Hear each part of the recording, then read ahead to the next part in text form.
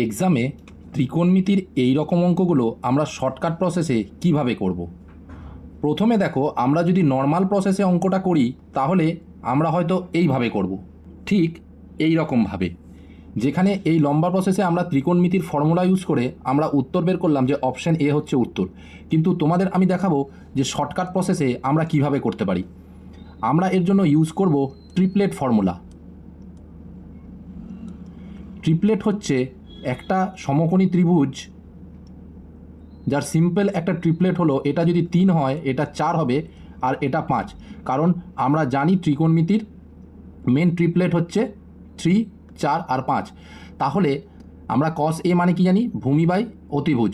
তাহলে আমরা লিখব 4/5 বাই 1 মাইনাস tan মানে কি, লম্ব বাই ভূমি, অর্থাৎ 3/4 প্লাস sin a মানে আমরা কি করব, লম্ব বাই অতিভুজ, অর্থাৎ 3/5 নিচে 1 মাইনাস cot a মানে কি, ভূমি বাই লম্ব, অর্থাৎ 4/3।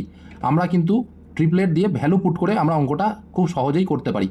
তাহলে এখানে হলো 4/5, নিচে হচ্ছে 1/4 প্লাস 3/5, নিচে হলো নিচে হচ্ছে মাইনাস 1/3।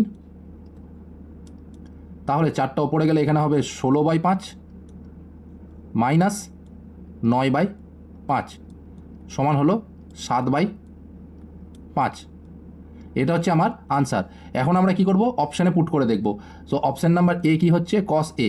cos a মানে কি হলো 4/5 প্লাস সাইনে কত হবে 3/5।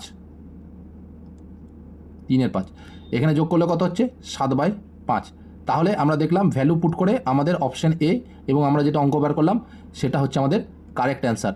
আমরা যদি ফর্মুলা ভুলেও যাই তাহলে আমরা ট্রিপলেট ইউজ করে শর্টকাট প্রসেসে আমরা ভ্যালু পুটিং করে এই অঙ্কগুলো আরামসে করতে পারি। সো অঙ্কটা ভালো লাগলে লাইক, শেয়ার ও সাবস্ক্রাইব করো।